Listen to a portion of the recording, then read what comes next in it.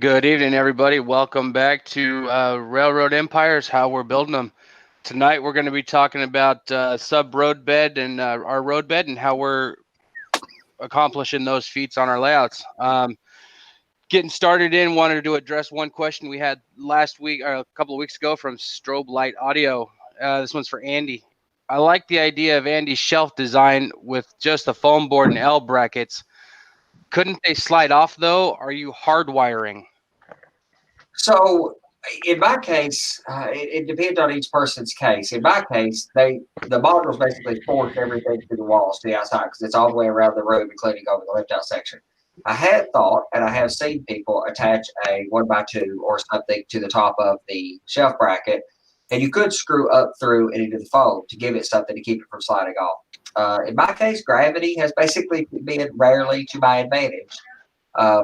Wiring's a bit of a unique and kind of a unique case in mine, and you'll see a little bit more of that as we talk about. I'll show you the roadbed today. But I started with this idea of wanting to use the styrofoam, thinking I would have to go back and put wood under it originally, as I talked about in the previous show. But I wanted to use spline roadbed. I'd used spline on a previous layout. I really, really, really love spline roadbed. I think it's probably the most superior way to make roadbed. I have not so far tried the spline in this method. So what I had tried to do is I made a gap in my roadbed area, and I can show you a bit possibly. My roadbed is all removable, so I've used Homosoak roadbed. When it slides out as an entire piece. It would come out of there. Underneath it, there's a trough 2 inches deep, and the styrofoam or the Homosoak drops into a slot where I shape the ground goop, and we'll talk about that more when we get to the terrains part. The modules drop, the roadbed drops down in place. Under that's a 2-inch gap that was originally designed for the spline roadbed to fit in. But I have kind of co-opted that for the use of running my wiring, and not just wiring. I also hide Arduinos and electrical controls and servos for turnouts. Again, as we talk about various parts on this Empire series, I'll talk more about some of the electronics that are in that. I call it a trough. Tonight, I'm going to work somewhat on that as part of the roadbed. But that's the essence of it, is that the wiring's all of that trough so that the roadbed can lift out. There's a little bit of scenery around the edge of it so that I can't get to it. So there's nothing under the edge of the layout, which works great for the multi-deck layouts. There's nothing under the bottom of the level that's above. So I can paint it blue for scenery. And I also never have to crawl under anything again. And I count that as an absolute win. All right, I think that's the only question we had, from the previous show. So let's get this party started. Awesome. So it's my turn to go first tonight. So what you're looking at right here is the last vestiges of the printed track plan that I printed out. And basically, it was like a stack about this thick once it was all done. And taped that all together, lined it all up properly and everything else. So I was talking to the guys on a show one night, and I heard a couple of different methods to transfer the track plan down onto the foam board. One of them was hole punching. Another of them was what's the name of that wheel, Andy? Pounce wheel. Oh, thank you. Pounce wheel. Yeah, a pounce wheel. So I honestly do a lot of my shopping for the hobby at like Dollar Tree or Dollar General, places like that, really cheap. So what I found they had was a Betty Crocker pizza cutter. So what I did was hammered this thing down a little bit, tightened up the wheel, and then I took my Dremel and blunted down the blade of the pizza cutter. So what that allows me to do is to roll the pizza cutter over the top of the track plan and transfer the lines down onto the foam, and then I can pull all the paper up, come back with a Sharpie, and highlight those lines a little bit better so that I can start building into my benchwork. So I'm just going to continue on through these paces here, and you guys can watch.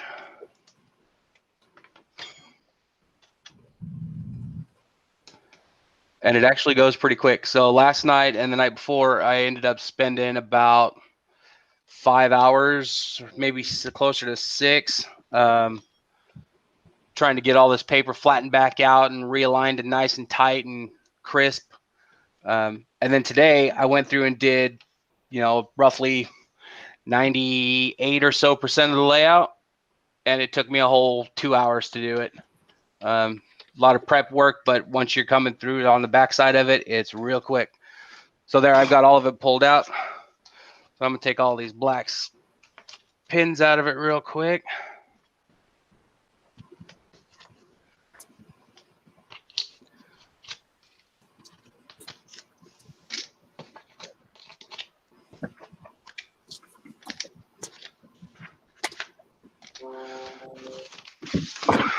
All right, so y'all can't see it yet because it's a little too light. There's not a whole lot of good contrast, but I can see it really great, and I'm just going to follow in and darken out the lines now. Once I get done with this, it'll be super easy for me to put in T-pins to butt my road bed up against, and then be able to just glue it right down real quick. The previous way I had done it was putting the paper down, and then cutting all the excess paper out and gluing it all down crazily. I mean, that process took me start to finish, I'm going to guess 2 weeks. So you guys watched me put that down, and now I'm done highlighting that section. That's how quick it goes. Everybody's got their own method. There's a few wrong ways to do it, but there's a whole lot of right ways to do it, and that's what this show's all about. Highlighting the extra ways we could do it, get it done. So now I'm going to go on and start putting down some roadbed. And I'll do it more out here so you guys can kind of see how that process looks for me as well. So I just use various T-pins, and all I'm going to do is go through and put them down. Leave them kind of high, but put them down right along that line.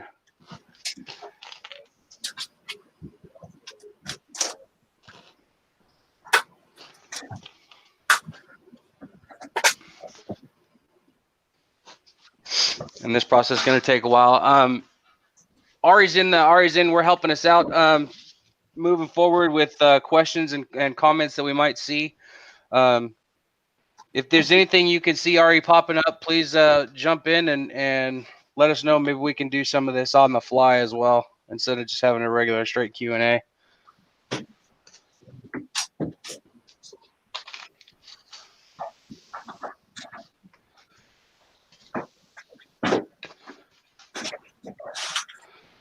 So I've got my center lines down.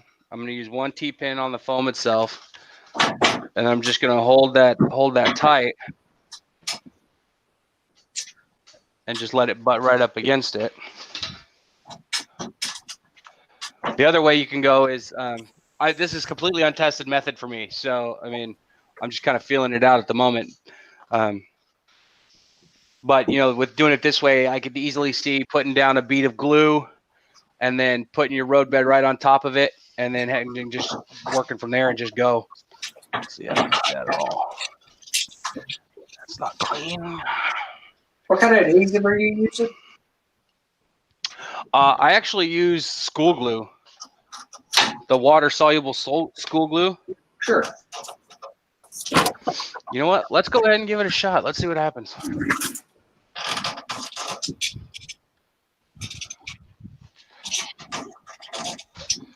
It's a good old Elmer-style school glue.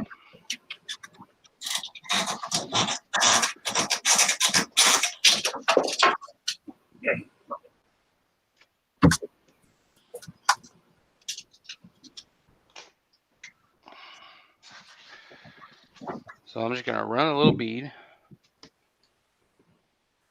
down both sides. And then I always like to hit it with a brush just to kind of spread it around a bit. It doesn't have to be perfect. We're just gluing down foam to foam.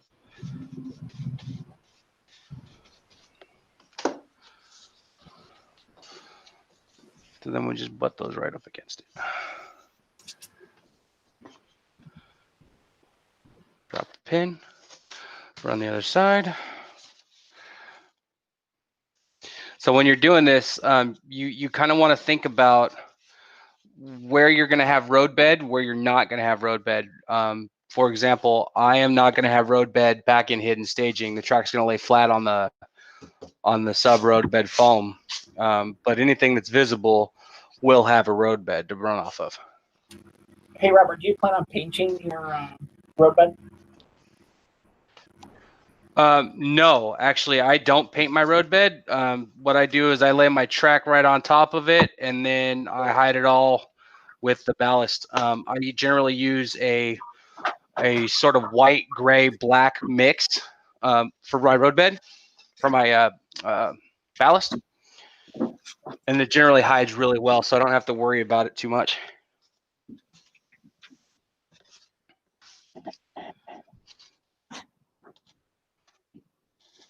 Alexa, turn on railroad lighting.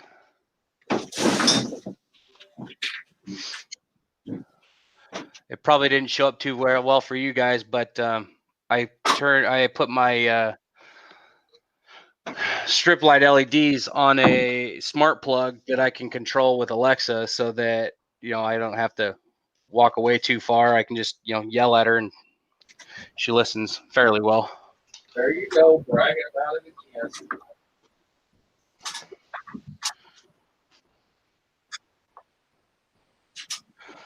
No, and see, that's why I keep myself in headphones right there, Johnny, because people like to mess with you.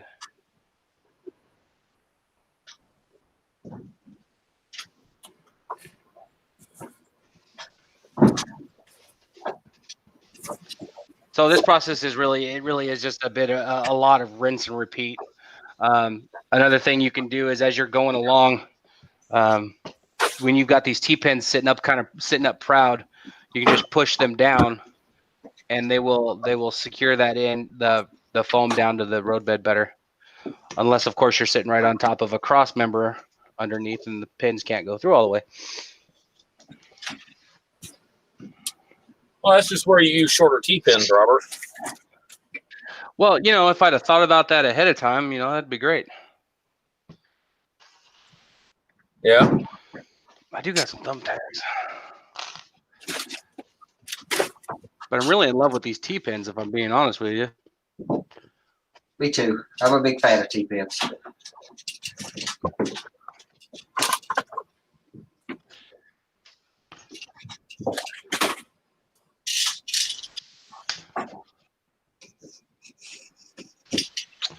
The process I used on the other half of the layout was really time consuming. I think I already kind of really touched on it. But the process for this side is going to be a quarter of the time that it took me to do the other half, if I don't run into any major issues.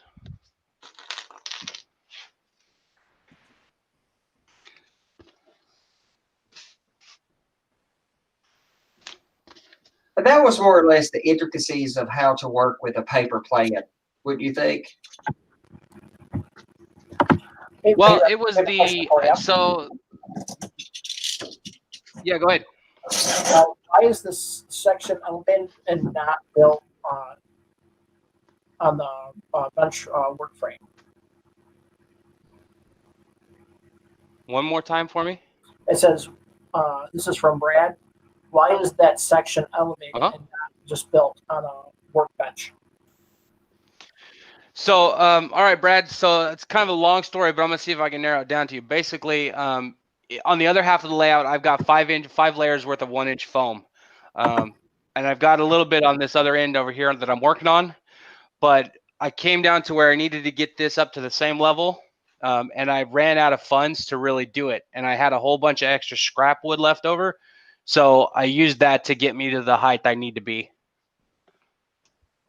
I would have loved to go with straight foam all the way down.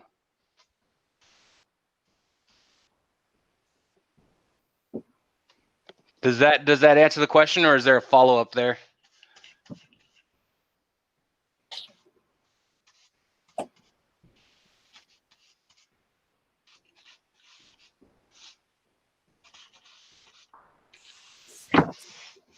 Not to mention, if you're working on a flat surface like you were, like in the yard that you did previously, etc., there's not exactly a lot of point other than, I mean, even though I'm a big fan of spline row bed, for example, I still think plywood to do a large yard and then connecting spline is probably in the right interest. It's kind of a similar argument there. You don't need the depth for scenic benefit. You might as well.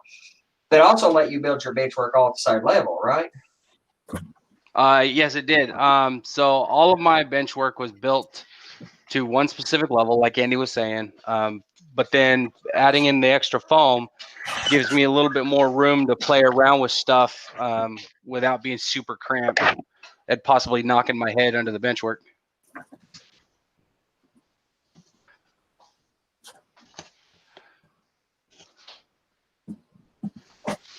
At minimum, it gives me a big hole to put my fat head in. You said it, not us. Hey. If you can't give yourself a hard time, who can you give a hard time to? That's how I see it. Since we don't have any more questions for Robert, let's jump over and see what Andy's got going on. All right, I think I've got it in a place where you guys can see kind of that I have the depth of scenery. What I really wanted to show is roadbed. Actually, I'm going to cover a little bit more in depth how I've utilized these troughs in my framework. I can show that a little bit better when we talk about the electronics. I can show you how I've actually, benefited from that configuration. Let's get that out of the way. All right, so I built the roadbed segments. I've got numerous. I've got several that I'm working with here. This piece has an extra bit of the underlayment that I'll talk about in a second because there's a structure going to go here. I have them with flex, with roadbed. All of these pieces are modular pieces, but here's a good piece to see the full effect. So it's a homosote roadbed component. What I'm working on over behind me is putting in the little pieces that I put in that trough, and I'll explain those in a second. So it's homosote, half-inch homosote. Yes, there's a lot of consternation about homosote versus cork versus, I don't know, name your latest argument on Facebook for roadbed methods. So I use homosote. It has some distinct benefits, which is the reason that we've chose to use it for a lot of years in the hobby. Sound deadening's great. As a head layer, this is head laid track. Homosote's spectacular. It's hard to beat.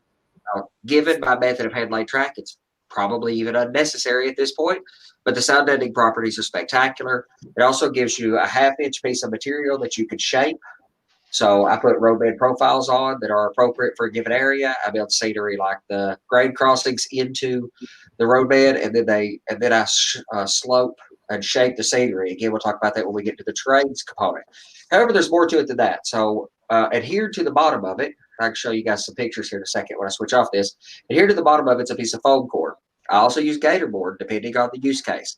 If the roadbed needs to be more self-supporting and it's not as supported by the edge profiles that are in the styrofoam substructure or superstructure, if it's not as well supported, then I'll use gator board. Or if it's a big wide piece of stuff, then I'll use 3/16 gator board, which is basically the same thickness as the foam core.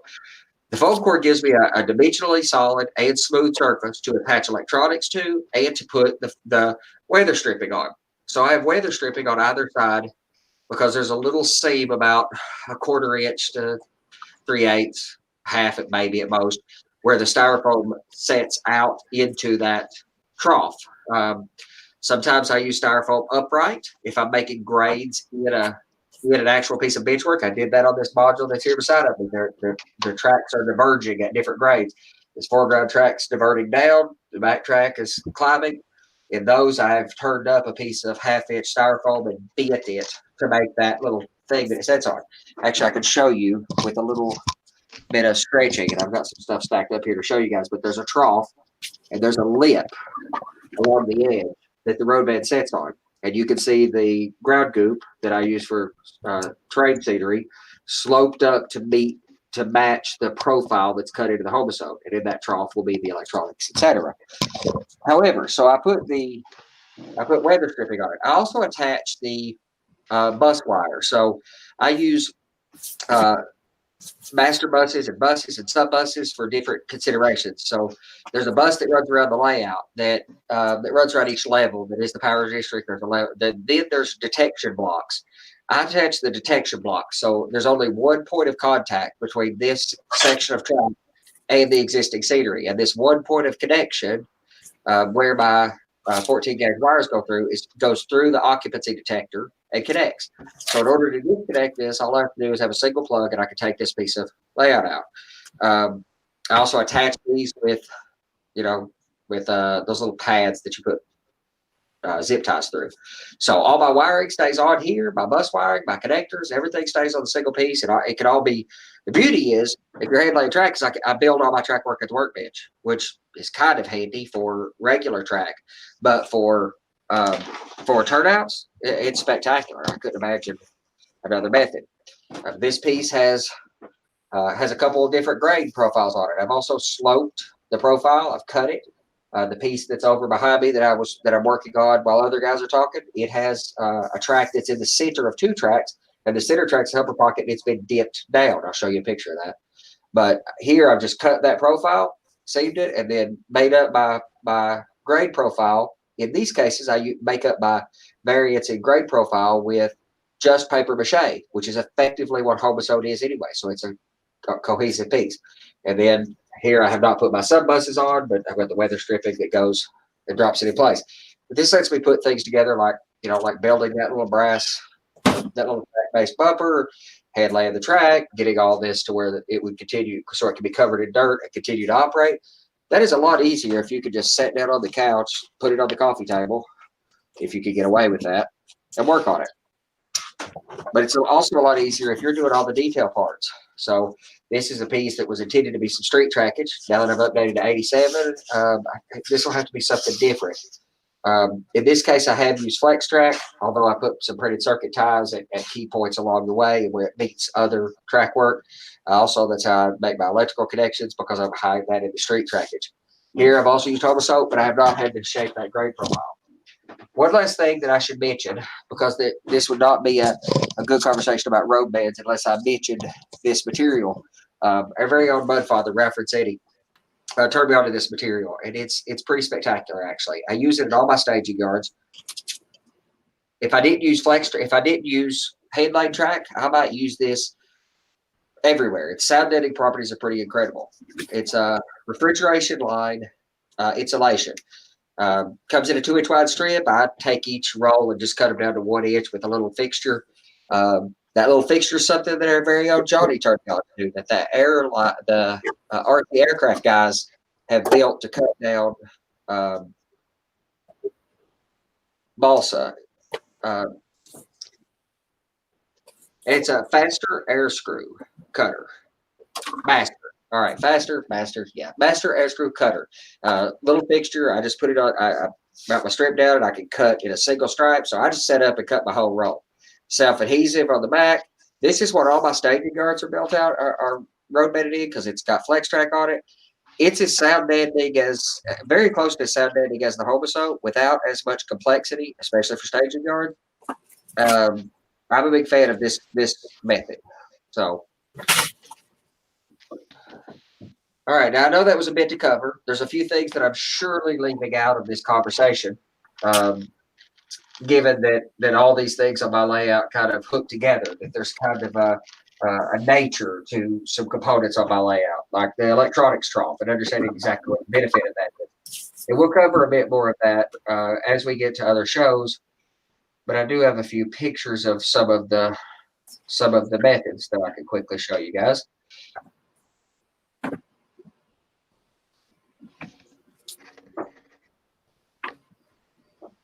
So, and a lot of times I'll set up for this. Also, I've used paper, much like Robert has, although I used craft paper and I laid out the track plan with flex track and with some flexible conduit, called Smurf tube, or everybody calls it that, a blue flexible conduit, and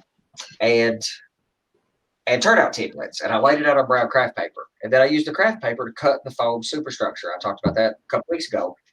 I kept the piece that I cut out for the track, or the lines, and I cut along those lines. I just took that piece of craft paper, basically little templates for making my track work, put it down on foam core, tested, made sure that worked, and then stuck that foam core to homosote, cut the homosote, glued, and pinned the stuff down. At the time, I used PVA, much like Robert's using. Now, I think I would do something different for adhesives, but I'll lay them out before I cut any of the different grade profiles in. Here, you can kind of get an idea. The scenery's not been shaped up to it yet. It doesn't have grade profiles here. I hadn't even put my backdrop up yet. But you can see the scenery gets pretty far along before I ever worry too much about track work, because I want to know the scenery's right before I worry about where the track goes. Here's where that helper pocket is. I dipped that down about a 1/4 inch, maybe a little less, and fixed it with paper mache by itself, which is the essence of ground goop, as you'll see. I can make up my track components. It's just wonderful. I sat on my little couch here in the workshop and sit there comfortably, work on the roadbed, build out all the track work, ballast it, weather it, all the detail parts like fish plate. I even often do static grass on it. So I know this method's probably not for everyone. I'm sure there's a lot of different ways to do this. As Robert said pretty well a few minutes ago, the point is there's a lot of right ways to do it. I'm sure there's some wrong ways. If you don't get trains running reliably and you're not enjoying your layout, then you probably made a few mistakes along the way. All of us do make a few, but this is the weird techniques that I found that I really like. So, all right. If we have no questions to carry on with, onward and upward. So, Lloyd? Can you guys hear me? Yes, sir. Oh, okay. Yeah, I'm in my little pit. Getting too old for this. Okay, so the way I do it is, first of all, my sub-roadbed is all plywood. Except where I've got scenery, I'll probably I'm using foam or plywood. So when it comes to roadbed, what I did is I printed my entire layout on 8.5 by 11 sheets, taped them all together, and I go with that.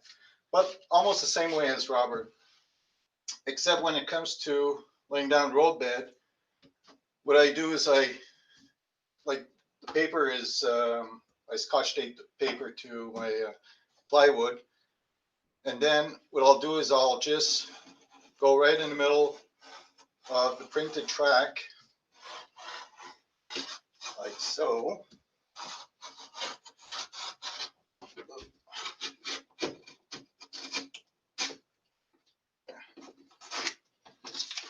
And what I'm going to do is install half the roadbed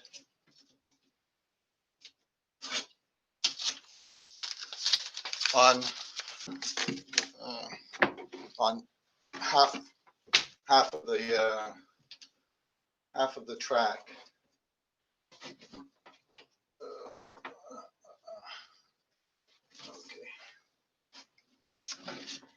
So that way, I know that I've got the center of my track, so I won't have to worry when I put my track down. I just have to put it in the middle of the roadbed. What I use to glue my tracks, I use the carpenter glue from what is it called? Anyway, the roadbed directly to my plywood. Well, first of all, before I do that, I'm going to put all my pins, pre-pin my roadbed.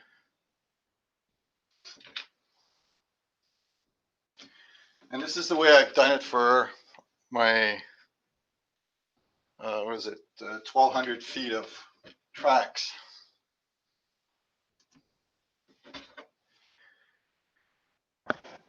So there we go.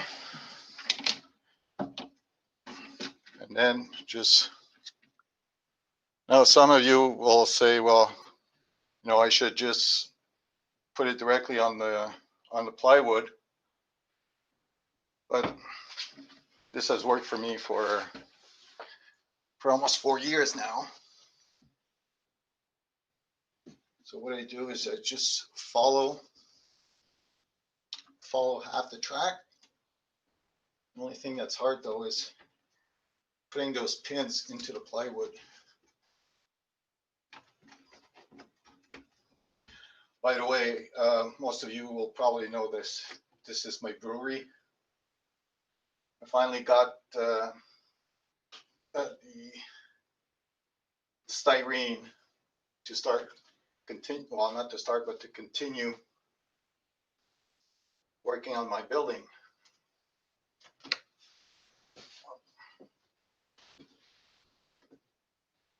Okay, so I've done half the track. So now all I have to do is just remove that piece, the second part of the track.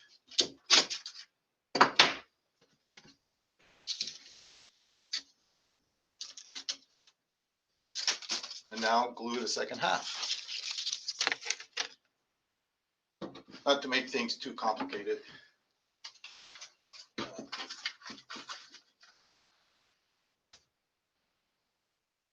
Any questions so far, Ari? Can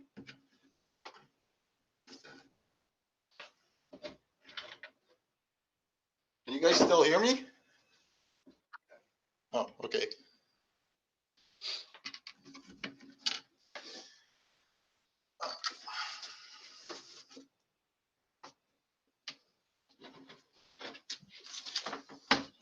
Oh, it's made in a roll like the refrigerant line is or something. Yeah.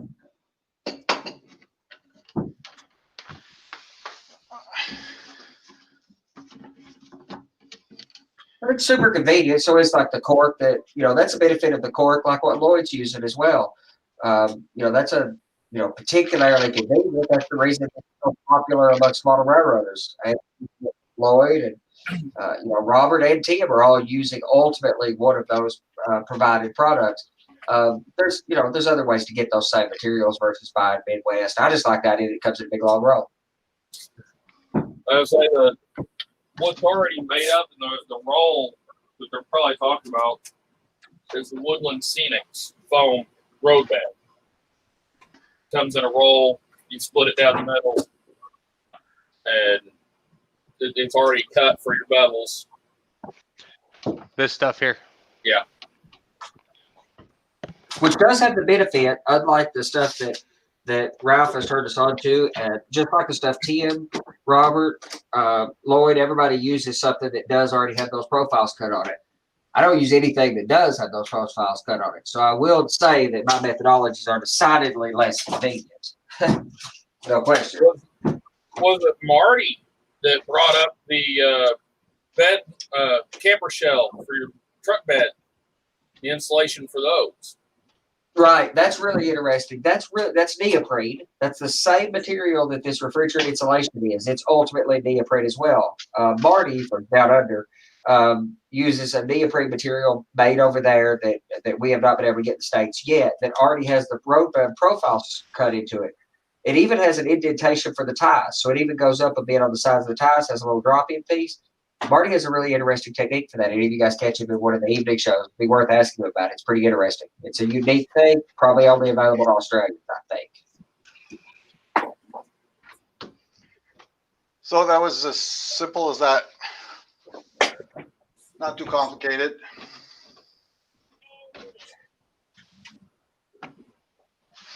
No, this part of model railroading is more about repetition, less about artistry. Oh yeah, that's for sure. But it's about engineering. These are the fundamentals from the superstructure to the roadbed to the next few episodes that we're covering. They're engineering, and there's a lot of people who get the art right, and the trains don't necessarily run as well. There's a lot of people who get the trains that run well, don't necessarily get the art right. The idea is to strike that balance, because a layout that doesn't run reasonably reliably is not going to be very entertaining in the long run, in my opinion.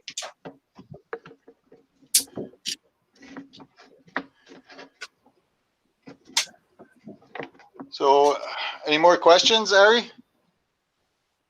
If not, I'll pass the mic to Tim. We have a question for Andy, but we can probably move that to the end of the show. Sure. Yes, please. Hang on a second. Let me get my camera switched over here.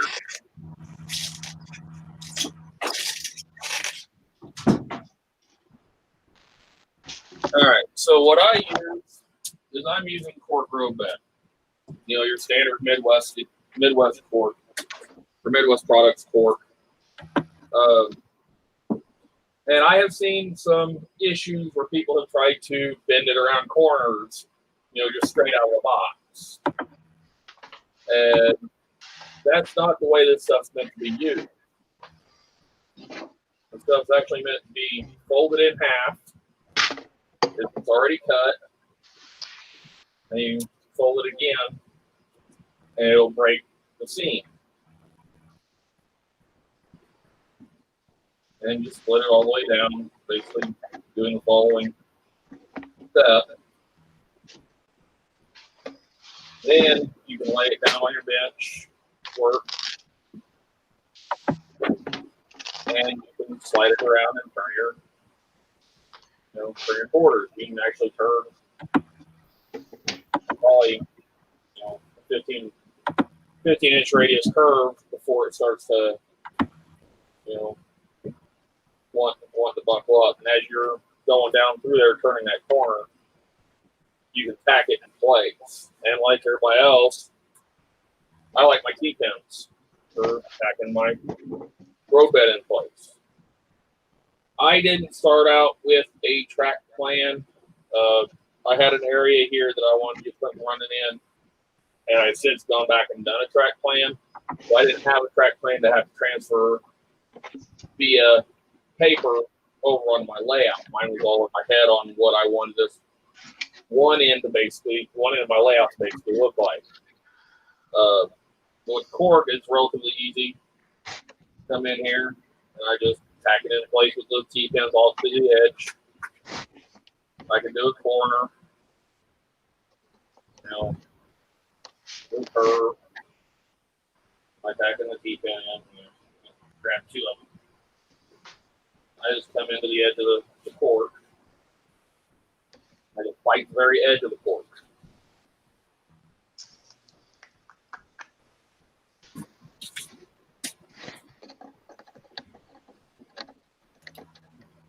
And then I'd come back in here with the other side of the cork. If you did have a track plan, you just follow your line with the center line of the cork, since you split the cork. The outside loop actually takes less pins to hold it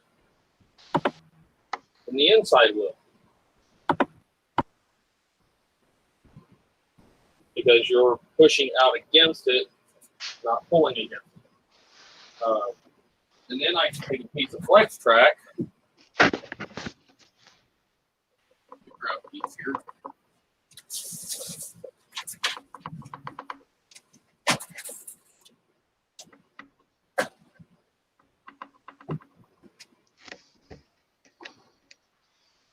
And if I'm temporarily laying a section in, I want to see where it's gonna, how it's gonna turn out or whatever.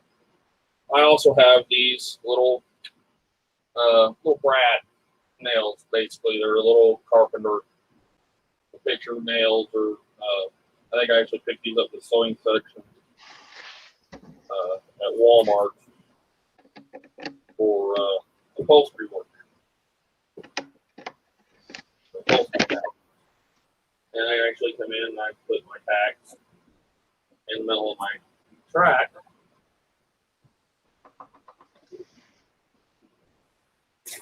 And between the center of the court. And they go in relatively easy. Since I'm using foam sub-roadbed, I'm not even pushing them through the cork, I'm just pushing them down between the cork. And it'll hold my track in place while I plan the layout. Then when I'm ready, I come back in, and after I get all the track down, or relatively a section where I want it to be, and I know it's where I want it to be, I'll take a Sharpie, and I'll trace my roadbed. Move the track out of the way. I'll go ahead and do that now. We'll take a Sharpie.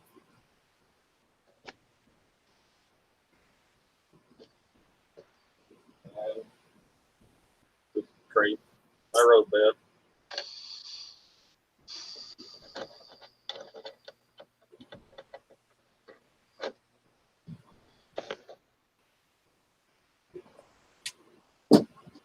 And I come back in, fill my T-pins up.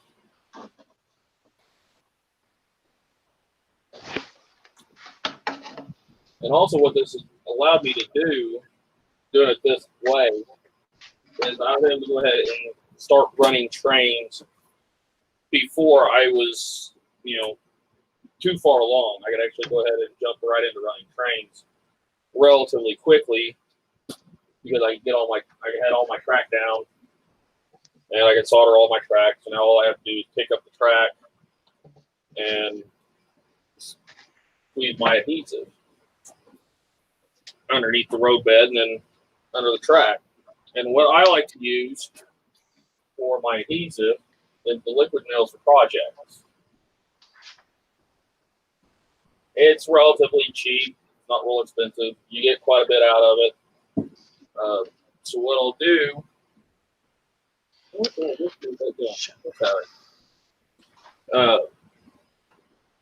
I'll take my caulk gun and I'll squeeze the bead roughly down the center of the track that.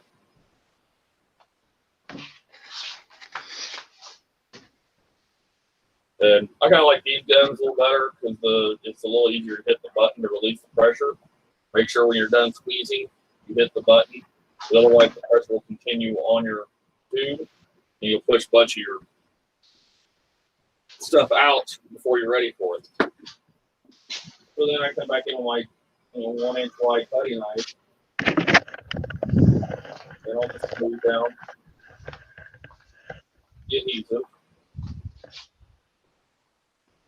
staying within my lines. If you get a little bit outside your lines, it's not really going to matter for me because I can always come back in and scrape it when it's still wet. And then I do a thin coat in there. I always clean off my knife when I'm done. Scrape on the bottom of my layout.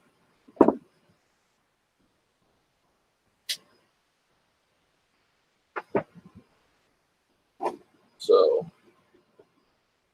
and then I come back in and I can lay my cork right in the adhesive.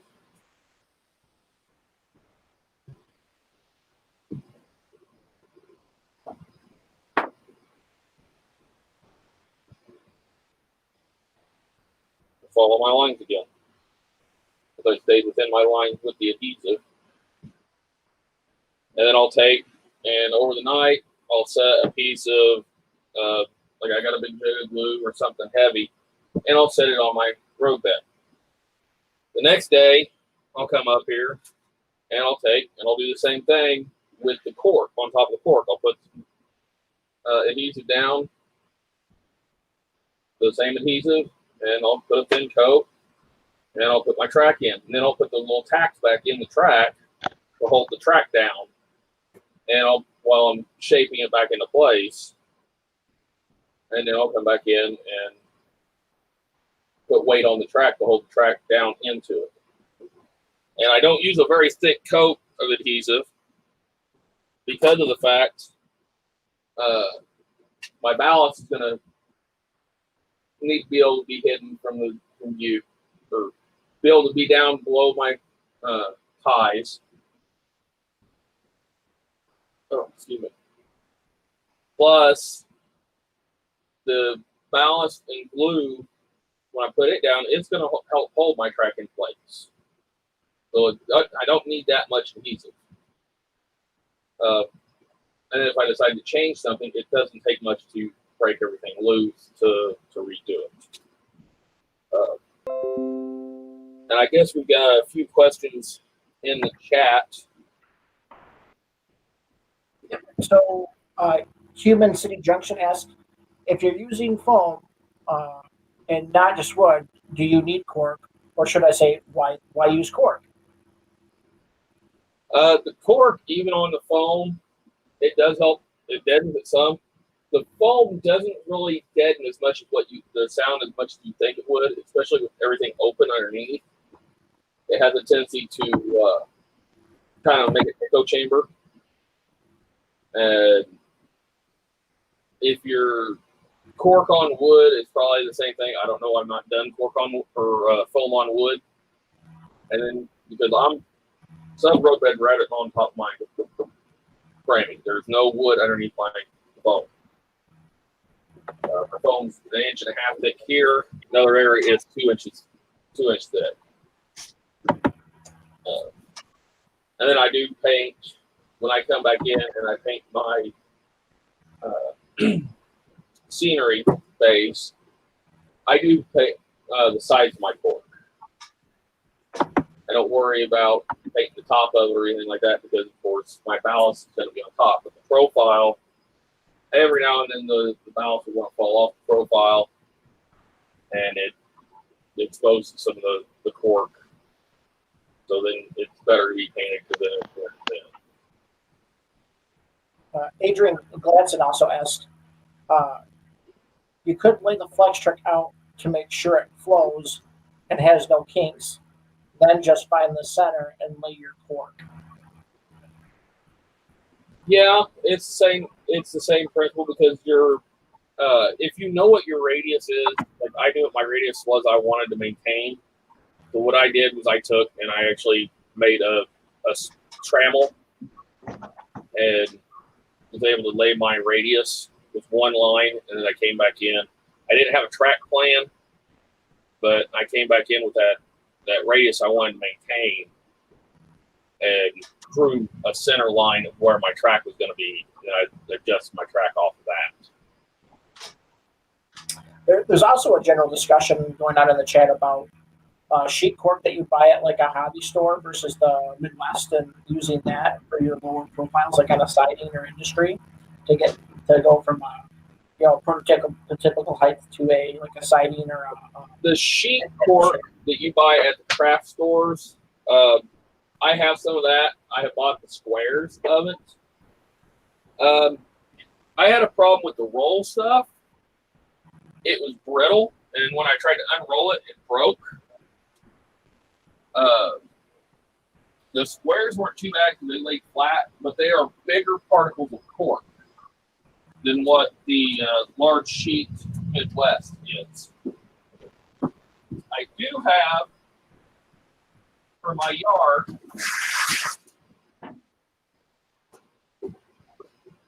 And that's where I like the small squares at, was in my yard, which they're about the same thickness.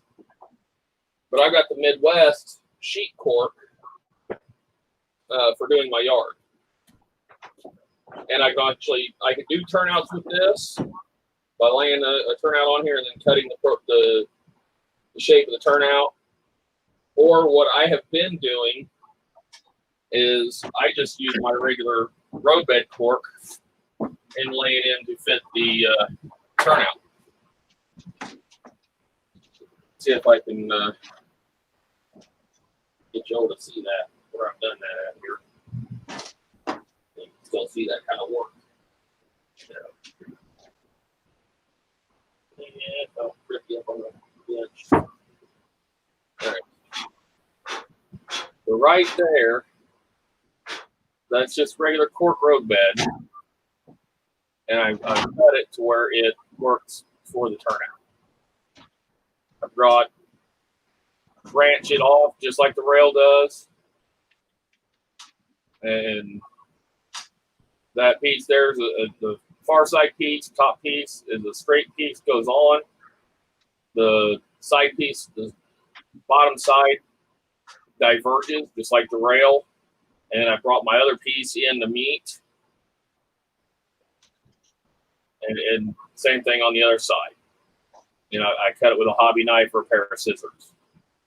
And they're utility, the multi-purpose utility scissors. Like the kitchen deboning or multi-purpose scissors.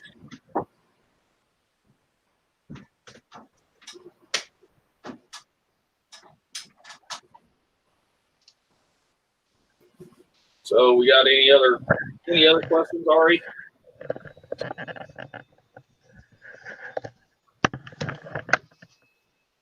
We do have a couple questions.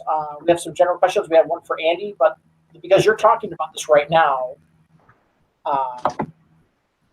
Human City Injection says, does the cork still need deadening? Means the dead songs once you ballast it. Doesn't soaking it with an IPA or the PBA soak into the cork and make it hard? There was a suggestion, and I can't remember where I read it at one time. I'm thinking it was on Midwest website about soaking the cork before you lay it to make it softer and more pliable to work with. It also helps preserve it for longer because you're putting the moisture in there, and then when you lock it down, you're locking that moisture in it. Because a lot of people's complaints about cork is it dries out and gets brittle over time. Well, most of us aren't going to be pulling the cork back up because they're expecting to reuse it. And the isopropyl alcohol, or I use 91% when I'm doing to break the surface tension for my ballast. But I think ballasting is going to be on our next show, so we'll talk more into that subject. I believe track work is. Yeah. And see, Tim, that's why I chose to go with this Woodland Scenics foam roadbed over cork, and that's why I also use PVA instead of like liquid nails, because I can just soak this in water, let it sit overnight, and then just peel it right up, and I can reuse it again on the next layout or in the next section that I'm working on. Yeah. And we did have that question for Andy, and this was asked by Why Run Naked For. Why are you naked? Why are you naked for? I don't know. Why are you? It's fun. It's easy. Is your approach to making a roadbed in the raceway under it your creation, or did you see that done somewhere else? No, and I mean, I have a hard time calling it even my creation. No, I hadn't seen it done this way, but I almost lucked into it as a series. Honestly, this whole layout, I have, I've talked about how I've done this. I've never pushed anybody toward my methodologies. This is a great big experiment of building something in a different way that I had seen done, and mostly because I wanted to do the fun stuff and skip over the hard work stuff. So I just done all the fun stuff, and it has worked out without having to do much of the hard stuff.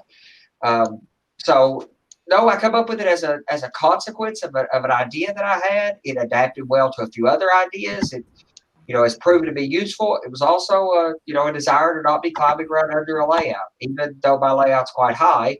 I mean, here I'm standing on a platform 10 inches high. My layout is quite literally eye level.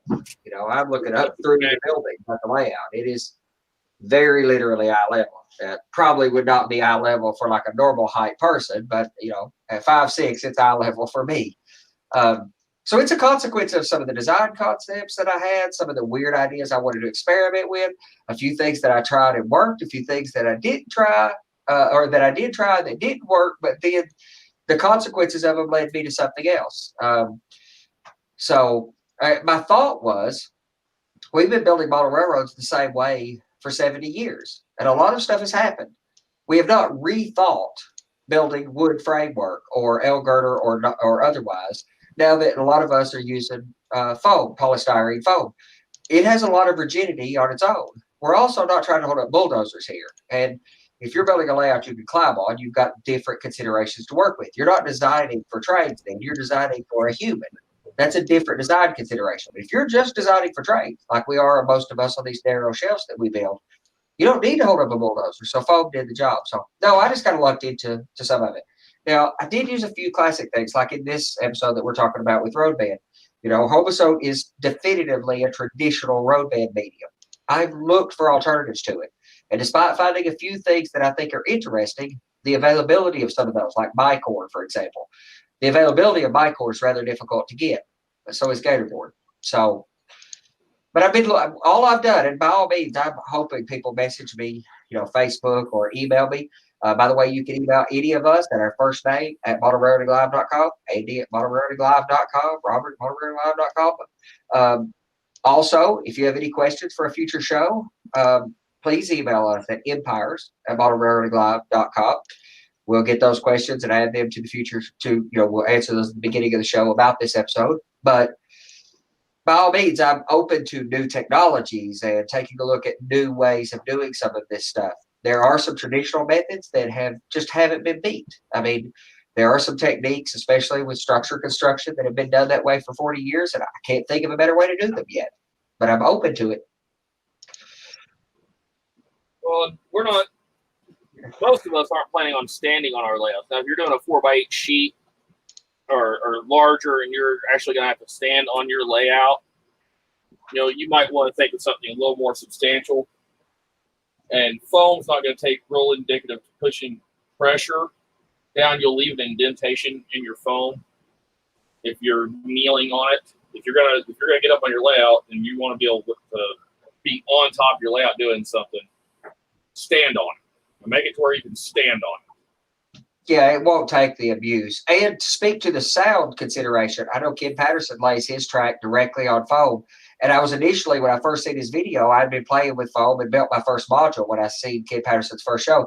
I was incredibly interested in the idea of laying straight on foam. And I tried that very briefly. And yes, with sound locomotives at moderate speeds, they're not too bad. They're probably fine. But I'm particular. And I really wanted to produce the sound of the track. For example, I put these brakes of Hobosote in here as a sound to make sound chambers that are isolated between each one, because I'm putting speakers under the roadbed every few inches or every 18 inches. And I wanted to produce my own sound, which means I need to kill as much ambient sound as possible. And I think that's part of the problem with going track directly on foam. Also, foam has a tendency to off-gas. That's one of the things that people who kind of admonish foam construction complain about, the shrinkage factor, which is a reality that you do have to contend with, and you might as well accept that. But it also has a sound, it has an acoustic property that's not very attractive for the use of laying track on it. So I've stuck with Hobosote because I needed something to cover the chamber. There are a lot of other techniques. Gatorboard would be great if it wasn't so doggone expensive. But now I do lay some of my track work directly on the foam, but that's in my sidings. Sure. Yeah. Because track work and sightings is often straight at ground level.